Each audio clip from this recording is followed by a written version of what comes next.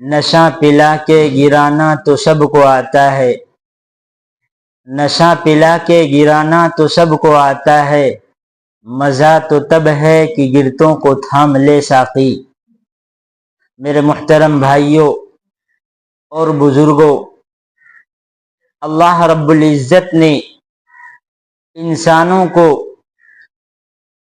بے شمار نعمتوں سے نوازا ہے، اور قرآن مقدس کے اندر اللہ کہتا ہے وَلَقَدْ كَرَّمْنَا بَنِي آدم، کہ ہم نے اولاد آدم کو مکرم بنایا ہے اور انہیں عزت بخشی ہے۔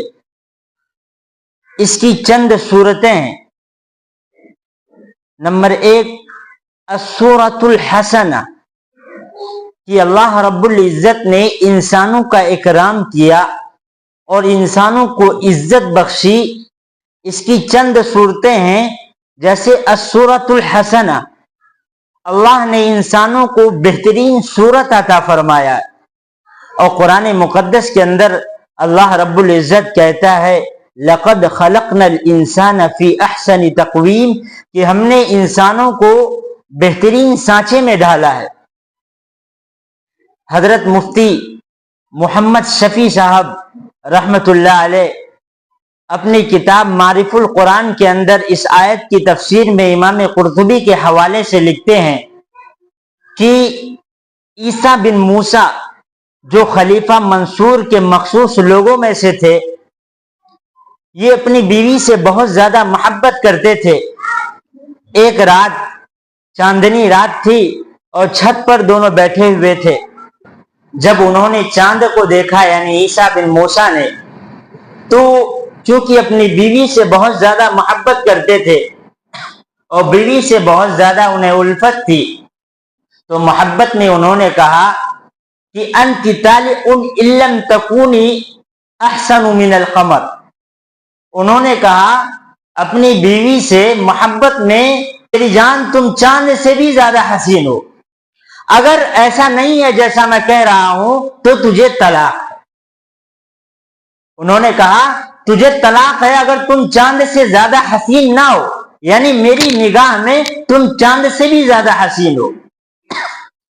یہ کہتے ہی ان کی بیوی فوراً پردے میں چلی گئی اور سامنے آنے سے انکار کر دیا۔ انہوں نے کہا کہ آپ نے مجھے طلاق دے دیا۔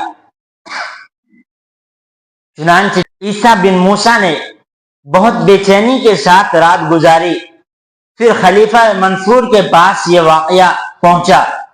انہوں نے وقت کے بڑے بڑے فقہا اور اہل فتویٰ کو جمع کیا اور ان کے سامنے یہ پورا واقعہ ان کے سامنے رکھا کہ چاندنی رات تھی، عیسیٰ بن موسیٰ نے اپنی بیوی سے کہا کہ تم چاند سے بھی زیادہ حسین ہو، اگر میرا یہ قول غلط ہے تو تجھے طلاق ہے۔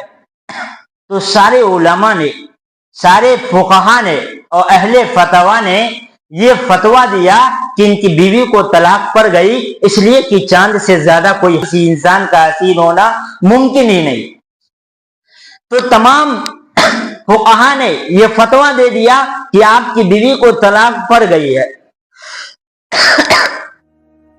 لیکن ایک بزرگ بیٹھے ہوئے تھے، ایک عالم جو امام ابو حنیفہ رحمت اللہ علیہ کے شاگردوں میں سے تھے، وہ خاموش تھے۔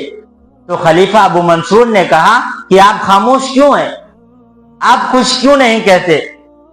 تو انہوں نے قرآن کریم کی سورہ 3 کی یہی آیت تلاوت کی لَقَدْ خَلَقْنَا الْإِنسَانَ فِي أَحْسَنِ تَقْوِيمٍ، کہ اللہ رب العزت قرآن مقدس کے اندر کہتا ہے ہم نے انسانوں کو بہترین شکل و صورت میں پیدا کیا ہے اور بہترین سانچے میں ڈالا ہے۔